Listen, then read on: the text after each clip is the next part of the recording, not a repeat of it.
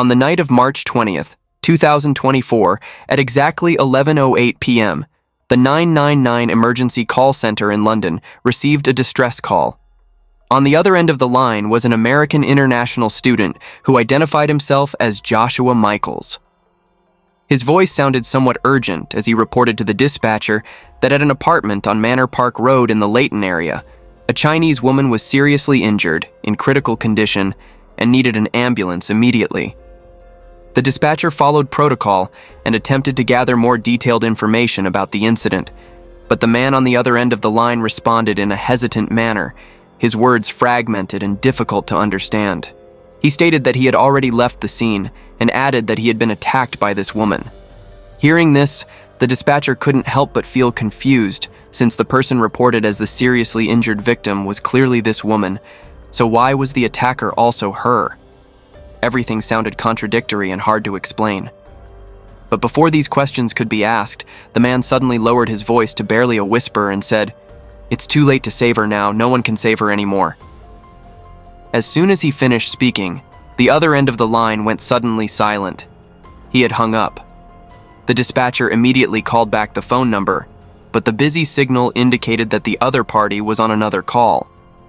After waiting a while longer, the call finally connected again. This time, the man's voice sounded more exhausted and tense than before, and he exclaimed to the dispatcher that everything was really bad, so bad it was unimaginable.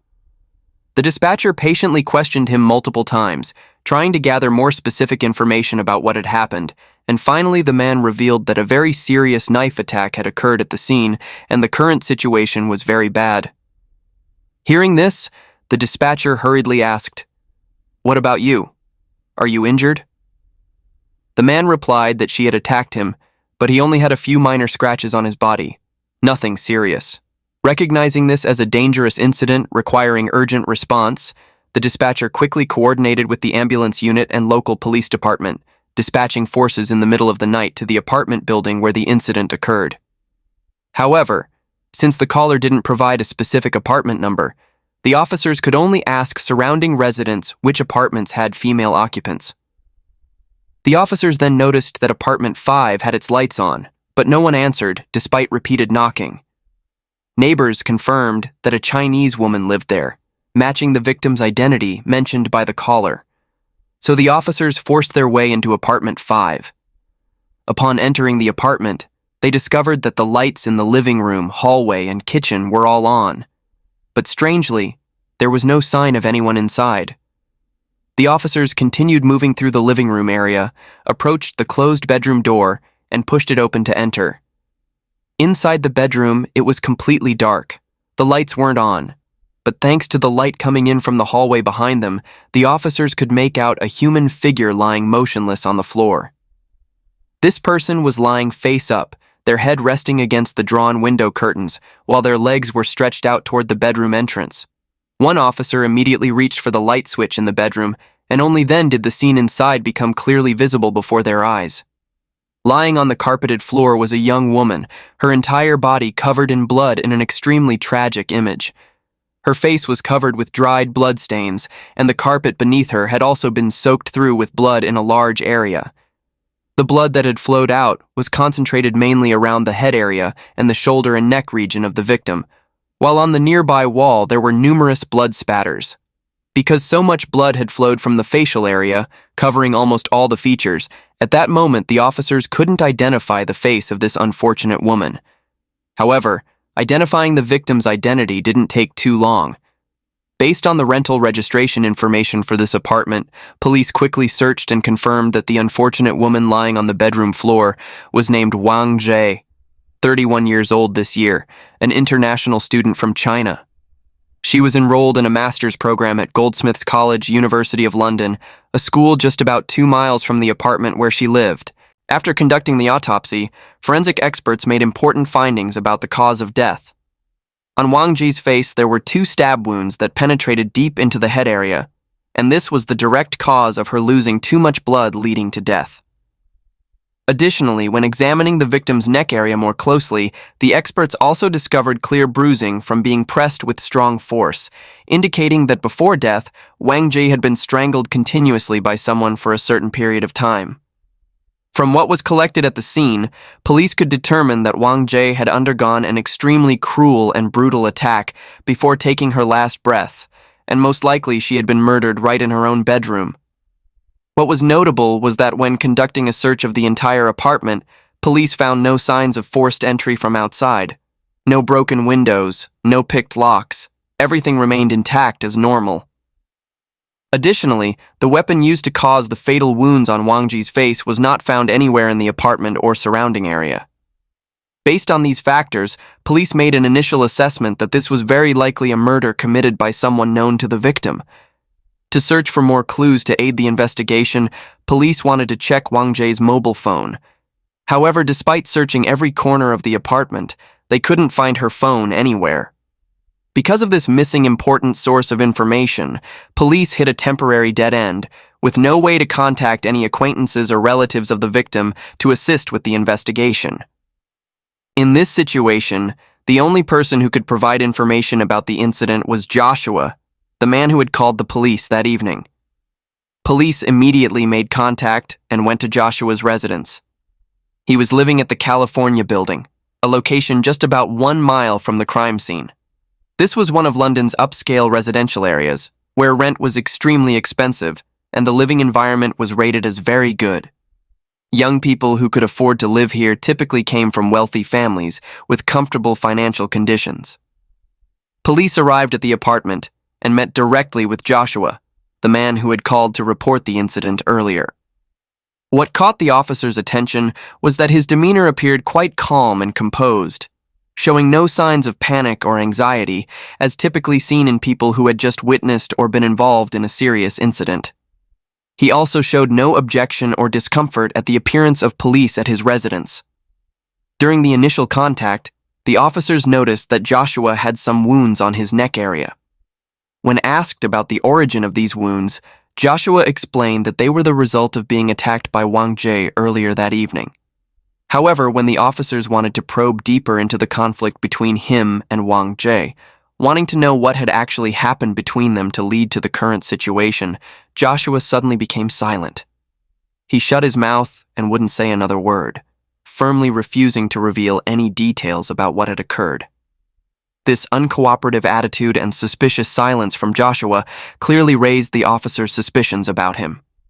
Deciding not to overlook any details, they proceeded to search the entire apartment where Joshua was living. And what they found during the search gave their suspicions even more basis. In the living room area, inside a trash bag placed in the corner, the officers discovered some blood-stained clothing. Specifically, this included a jacket, a hoodie, and a shirt. And notably, all of these items were still stained with fresh blood, indicating they had been soiled not long before. Continuing into the kitchen area, police also found a backpack with bloodstains on its surface. Additionally, on the kitchen counter, there was a handwritten note with a phone number with a U.S. area code written on it. When police questioned him about this phone number, Joshua said it was the contact number for an American lawyer.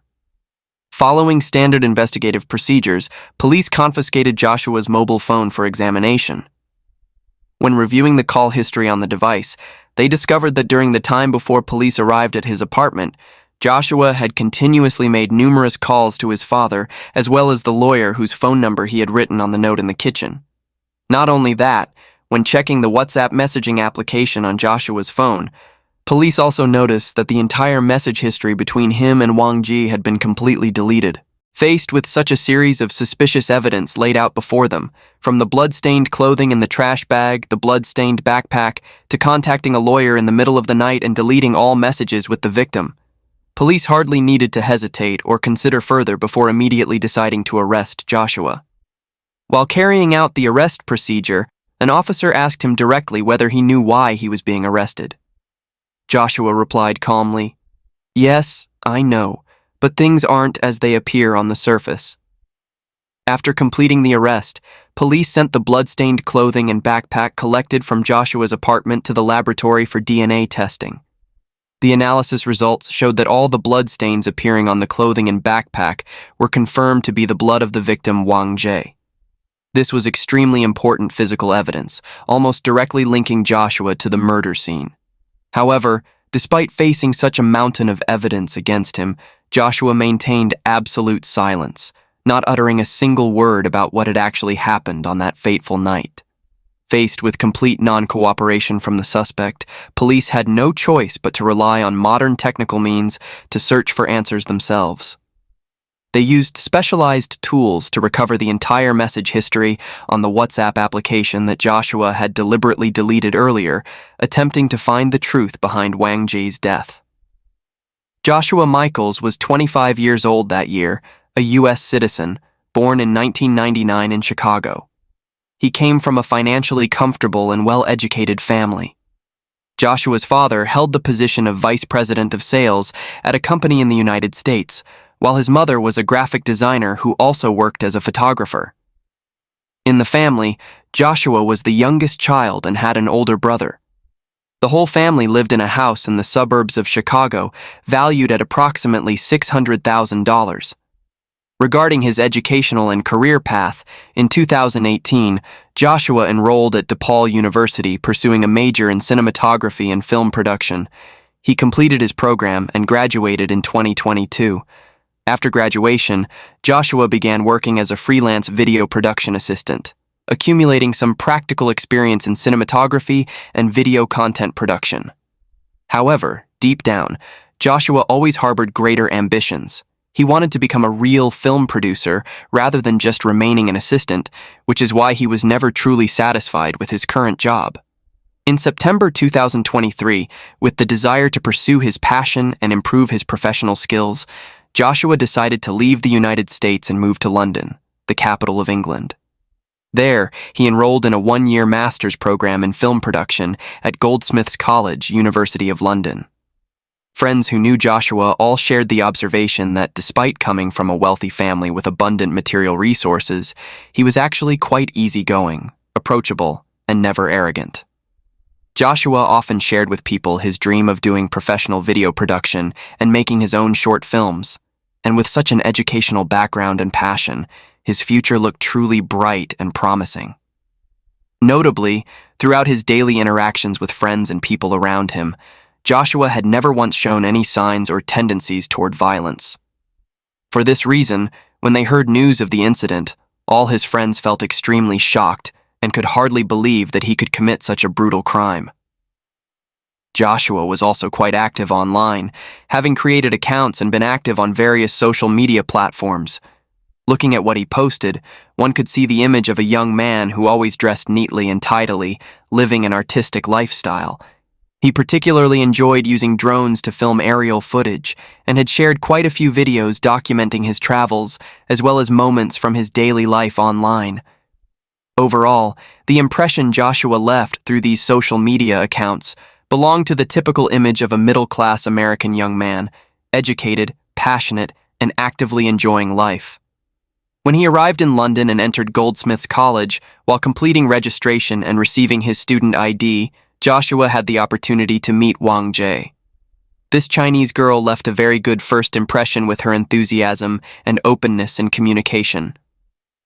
Wang Jie was also enrolled in a master's program at the same school, but pursuing a major in creative writing and education. She harbored the ideal of becoming a teacher in the future and had clear plans. After completing her master's program, she would continue staying in England to get her doctorate, then return to China to develop her teaching career. Through descriptions from classmates and friends who had interacted with Wang Jie, one could see that she was a person with a gentle, mild, and refined character in her behavior. She was also someone with a sense of humor and wit, making conversations with her always interesting. In daily life, Wang Jie always paid attention to dressing politely and neatly, doing everything in an organized manner and showing a very strong sense of order. Outside of time devoted to studying, her social life was quite private and didn't have too many outside activities. She paid great attention to taking care of her own health, maintained a regular lifestyle, and had an extremely close, attached relationship with her family back home. Wang Jie herself also devoted special attention to meditation and practicing sitting meditation as a way to find peace in her soul. However, alongside those positive observations, some friends also pointed out that Wang Jie's attitude toward people and things around her, while very serious and careful, was sometimes too serious to an excessive degree. The most typical example of this was her hygiene requirements, which were much stricter than normal people. Wang Jie suffered from an extreme cleanliness obsession, accompanied by a deep fear of bacteria and viruses.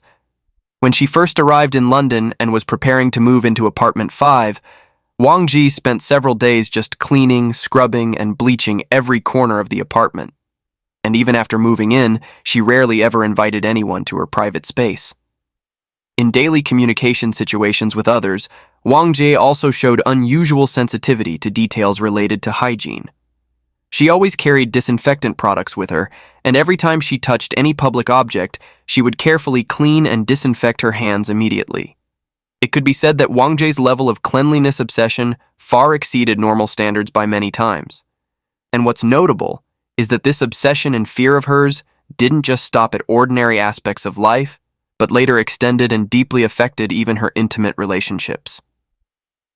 On the very first day they met at school, Wang Jie and Joshua quickly got acquainted and exchanged phone numbers with each other.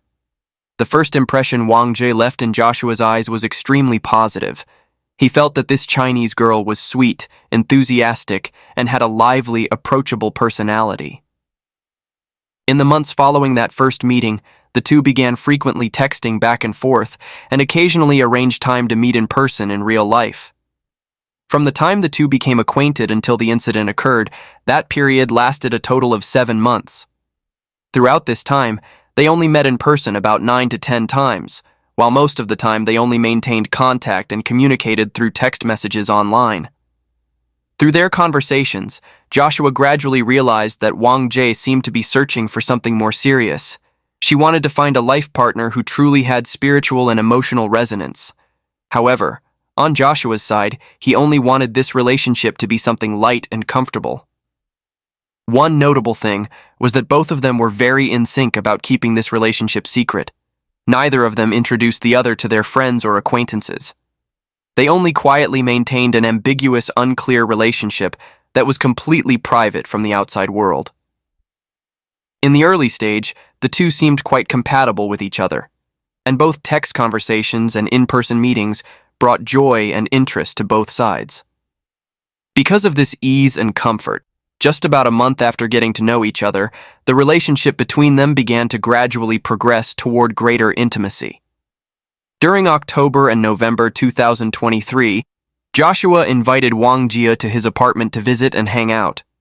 And it was during this visit that Joshua first witnessed and truly realized the seriousness of the cleanliness obsession that Wang Jie suffered from. After both of them entered the apartment, Joshua politely invited Wang Jie to sit down on the sofa in the living room to rest and chat. However, instead of sitting down like a normal guest, Wang Jie opened her handbag and took out a bottle of disinfectant solution that she always carried with her. She insisted on personally wiping and disinfecting the entire surface of the sofa thoroughly first. Only then would she agree to sit on it. And her cleaning work didn't stop there. After finishing wiping the sofa, Wang Jie continued moving to the bathroom and sink area, carefully cleaning all the surfaces and spots she might touch during her time there. Only after completing this entire hygiene routine did she truly feel at ease and comfortable sitting down on the sofa in Joshua's apartment. Faced with this behavior from Wang Jie, Joshua felt extremely confused and somewhat strange. In his thinking, Wang Jie's cleanliness obsession had exceeded normal levels and was somewhat excessive. However, he didn't want to make a big deal out of this or create any discord in the developing relationship between them, so he decided to stay silent and not make any comments or remarks in front of Wang Jie. Actually, Joshua's true purpose in inviting Wang Jie to the apartment wasn't hard to guess. He was hoping that the relationship between them could take another step forward.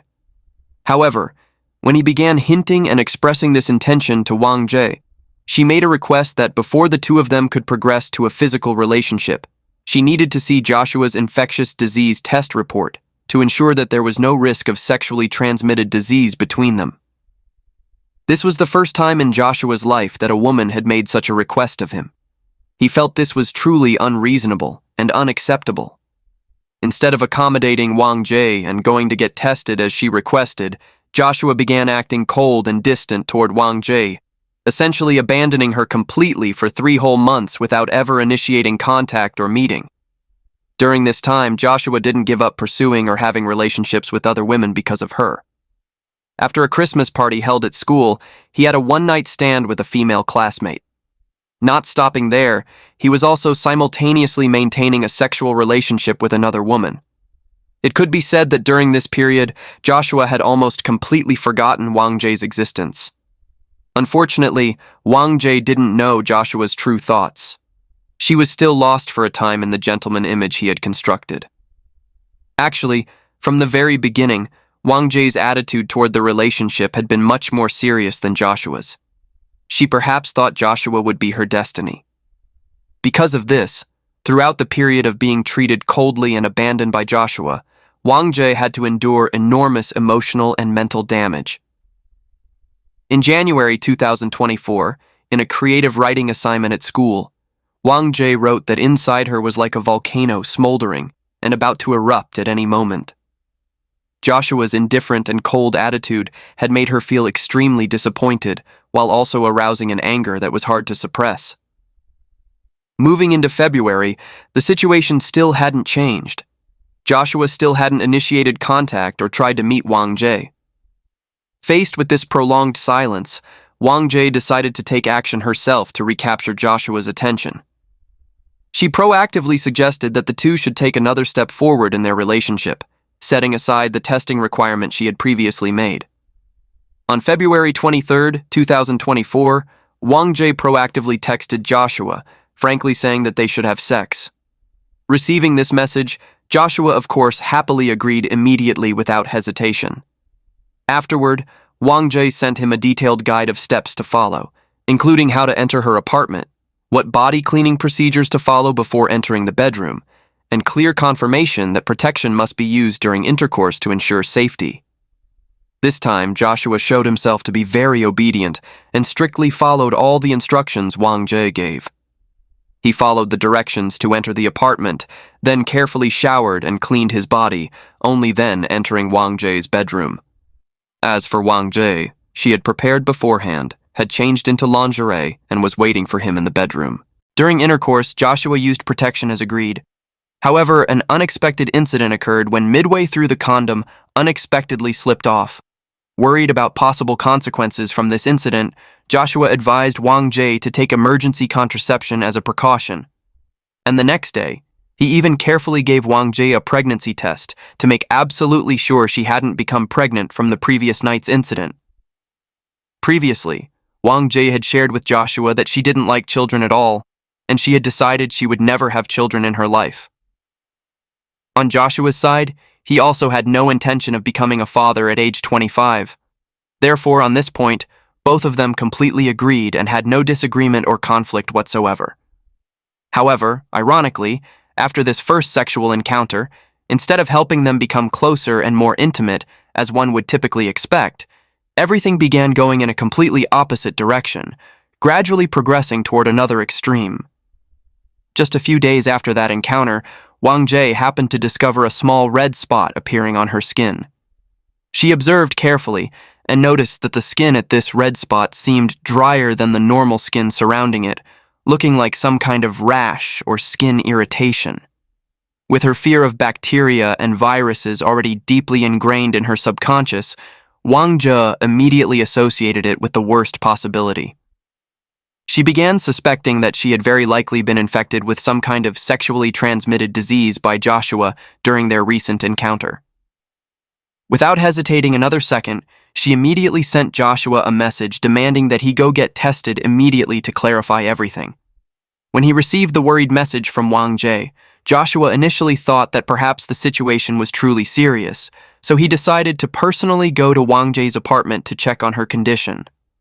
However, when meeting in person and being shown the problem on her skin by Wang Jie, he realized that actually, it was all just a tiny red spot on the skin, nothing at all serious or worth making such a fuss about. Joshua sat down in Wang Jie's living room, trying to use gentle words to soothe her extremely anxious and panicked state. But Wang Jie still couldn't calm down. She told Joshua that if she had truly been infected with a sexually transmitted disease, she absolutely didn't know how to face it. She even exclaimed that she would rather die than live with an infectious disease in her body. Hearing these words, Joshua stepped closer and embraced Wang Jie, trying to help her calm down. However, the anxiety and fear engulfing Wang Jie's heart didn't diminish at all. She began rambling about worries that if she really was infected, the prolonged treatment might make her skin worse and worse.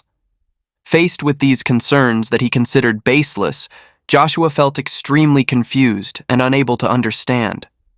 He truly couldn't comprehend why someone would have such extreme thoughts just because of a little dry skin, a tiny red spot on their body. For this reason, although outwardly he still spoke words of comfort and encouragement to Wang Jie, deep in his heart he absolutely couldn't empathize with or understand the fears she was experiencing. After that meeting, Wang Jie continuously sent messages to pressure Joshua, demanding that he go get tested for sexually transmitted diseases. However, despite Wang Jie's increasingly urgent and forceful demands, Joshua kept refusing and showed no intention of backing down. From Wang Jie's perspective, the longer Joshua resisted and avoided getting tested, the more suspicious she became. She began thinking that perhaps Joshua really did have some problem. Perhaps he wasn't as clean as he appeared on the surface. The situation became even worse when Wang Jie discovered that throughout this time, Joshua had still been maintaining emotional and physical relationships with other women. This information was like pouring fuel on the fire, seemingly confirming the suspicions that were tormenting her day and night.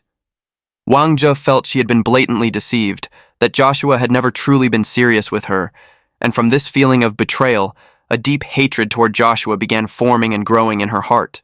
In her anger and despair, Wang Jie sent Joshua a message saying she was completely fed up with having to deal with viruses and dishonest people like him. She just wanted to rest completely, to escape from all the troubles and worries weighing on her mind. However, in response to these emotional messages, Joshua continued maintaining his cold and indifferent attitude as before. In the following days, Wang Jie continuously sent numerous messages to Joshua, the content becoming increasingly harsh and full of blame. She blamed him for being the person who had ruined her life, pushing her into this state of constant anxiety and fear. Not stopping at just blame, Wang Jie also threatened that if Joshua continued refusing to get tested, she would report the entire matter to the school administration so the school could intervene and force him to go to the hospital for infectious disease testing. Joshua felt extremely annoyed and troubled by the barrage of messages and threats from Wang Jie. However, the irony was that if he had just taken a little time to go get tested once, all of Wang Jie's worries and fears about sexually transmitted diseases could have been completely resolved. But regardless of what Wang Jie said, how much she pressured or threatened, Joshua stubbornly refused to get tested. The reason behind Joshua's stubbornness actually wasn't hard to understand. In his heart, his feelings for Wang Jie had gradually changed over time. From initial attraction and interest, they had now transformed into indifference and ordinariness, with no more feelings whatsoever. He had also never truly thought about seriously developing a long-term romantic relationship with Wang Jie. Because he no longer cared about her, he also completely didn't consider Wang Jie's real needs and worries as something worth caring about. He only used perfunctory words to placate her, hoping Wang Jie would calm down on her own over time and not make things bigger. However, as Joshua's attitude became increasingly cold and indifferent, while Wang Jie's fear and anger kept accumulating, the entire situation began gradually sliding downhill and approaching the brink of complete loss of control. On March 19, 2024, just one day before the tragedy occurred, Wang Jie sent Joshua a large number of messages with extremely agitated and out-of-control emotions. In those messages, she consecutively wrote, "I hate you" 3 times in a row, showing that the anger and hatred that had accumulated throughout this time had reached its peak. Not stopping there, Wang Jie also demanded that Joshua meet in person to discuss once and for all the infectious disease issue she had been bringing up for so long. These messages were essentially an ultimatum that Wang Jie was sending to Joshua, demanding that he face the issue and resolve it once and for all. The next day, Joshua decided to comply with Wang Jie's demand. He called an Uber and went to her apartment. Perhaps recognizing that the atmosphere between them was extremely tense, Joshua brought along some food with the intention of personally preparing a cold appetizer plate, hoping this might help ease some of the heavy atmosphere and create conditions for the conversation to go more smoothly. At 7:17 p.m. that evening, Joshua arrived and sent Wang Jie a brief message with just one word, "Here," to let her know he had arrived. No one expected that this would become the last message in the conversation history between them. Just 40 minutes after arriving at Wang Jie's apartment, Joshua hurriedly called an Uber and left to return to his own apartment. However, it wasn't until more than 3 hours later, at 11:08 p.m., that he finally called the police from his apartment. When police conducted questioning, they posed the key question. During the 40 minutes he was at Wang Jie's apartment that evening, what exactly happened between them? Joshua recounted to police that day, right after stepping through the door into the apartment, he noticed something wasn't normal. Wang Jie was acting unusually cold. She spoke to him in curt, minimal sentences, and in her eyes and behavior, there seemed to emanate deep hatred and disgust toward him. Midway through the meeting, Joshua went to the bathroom. However, when he opened the door and stepped out of the bathroom, the scene before his eyes made him freeze. Wang Jie was standing right in the middle of the room. In her hand, she held a gleaming kitchen knife, her eyes staring at him with a look he described as extremely evil and frightening.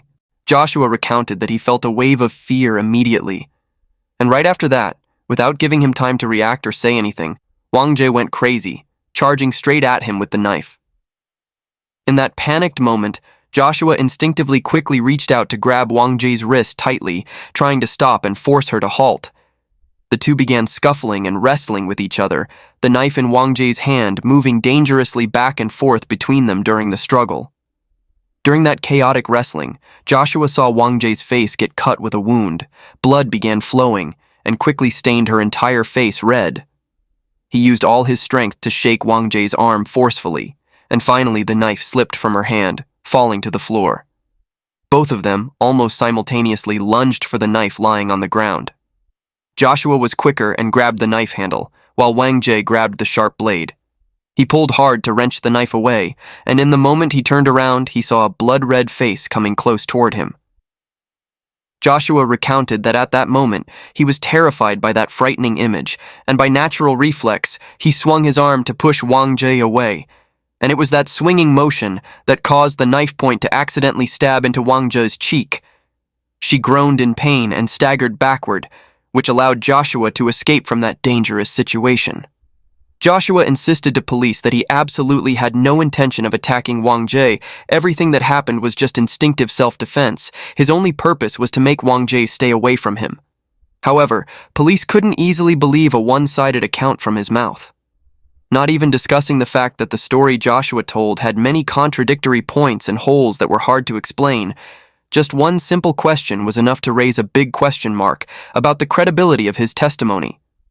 If he truly had no intention of killing Wang Jie, if everything was just an unfortunate accident that occurred during self-defense, as he claimed, then why, after Wang Jie was injured and fell down, didn't he immediately call the police and an ambulance right away? The forensic examination results showed that from the time of injury until she completely lost all signs of life, Wang Jie was still alive for at least 30 to 60 minutes. This means if Joshua had called for emergency help right after the incident occurred, if he had acted quickly instead of leaving her there, Wang Jie could very well have had a chance to be saved and wouldn't have had to suffer such a tragic fate. However, Joshua not only took no action to help save Wang Jie, but also collected all the things that could become evidence against him. Wang Jie's mobile phone, the murder weapon, the slippers he wore in the apartment, and all the food he had brought with the intention of making appetizers. All of these things were carefully packed up by him and disposed of in a public trash bin on his way back. After returning safely to his own apartment, he didn't call the police right away, but instead called his father, asking for the contact information of a lawyer. His father quickly helped his son contact a lawyer, and Joshua carefully wrote down the lawyer's phone number on a piece of paper in the kitchen. Only after discussing everything with his father and lawyer, after preparing himself legally, did he finally pick up the phone to call London police about the incident. As for the call with the 999 dispatcher being suddenly interrupted, it turned out his father had called back from the US at that exact moment. Therefore, looking at Joshua's entire chain of behavior after the incident occurred, from collecting and disposing of important evidence, to prioritizing contacting a lawyer first, to deliberately delaying reporting to police for several hours, all of these actions were aimed at only one purpose: covering up the crime he had committed. Throughout the interrogation process, Joshua stubbornly clung to his story that Wang Jie was the one who had attacked him with a knife first, and that his forced self-defense action was what led to the tragic aftermath. When examining Joshua's body, detectives did indeed find some scratches on his neck.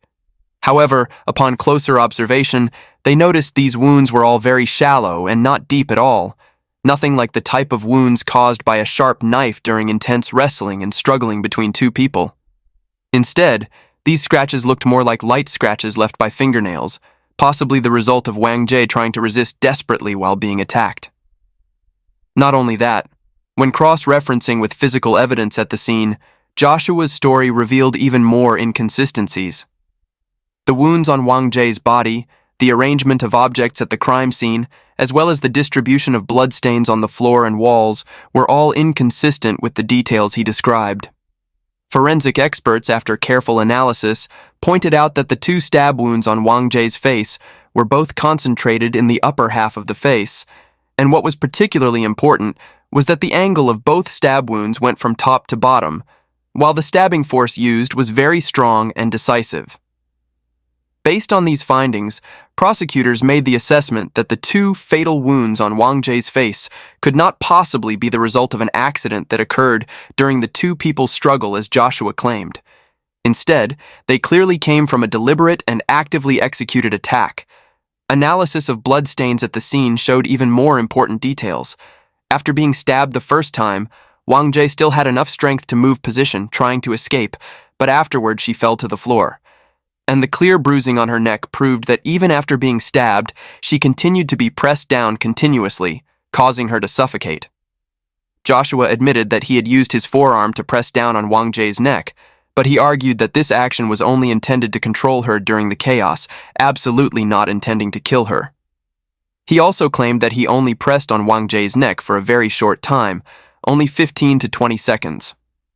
However, forensic experts, after evaluating the severity of the bruising and injury condition on the victim's neck, reached a conclusion that with such a level of damage, Joshua's pressing time couldn't have been as brief as he testified, estimating that he had pressed for at least 100 seconds, meaning nearly 2 minutes. Police continued questioning Joshua about another key point. After Wang Jie was so seriously injured, why didn't he immediately call for emergency help or at least try to do something to save her? The answer Joshua gave surprised everyone who heard it. He said he didn't feel there was any urgency. This statement clearly completely contradicted what he himself had said when calling the police. In his call to the 999 line, he had said to the dispatcher, "No one can save her anymore." This statement clearly showed that at that very moment, deep down, Joshua was fully aware of the seriousness of the situation. He knew Wang Jie no longer had any chance of survival. So, with a situation that bad, how could he say he didn't feel any urgency? Because of all these contradictions and evidence against Joshua's testimony, both the judge and jury couldn't believe the one-sided story he presented. 3 days after Joshua was arrested, on March 22nd, prosecutors officially brought charges against him for first-degree murder, meaning premeditated murder.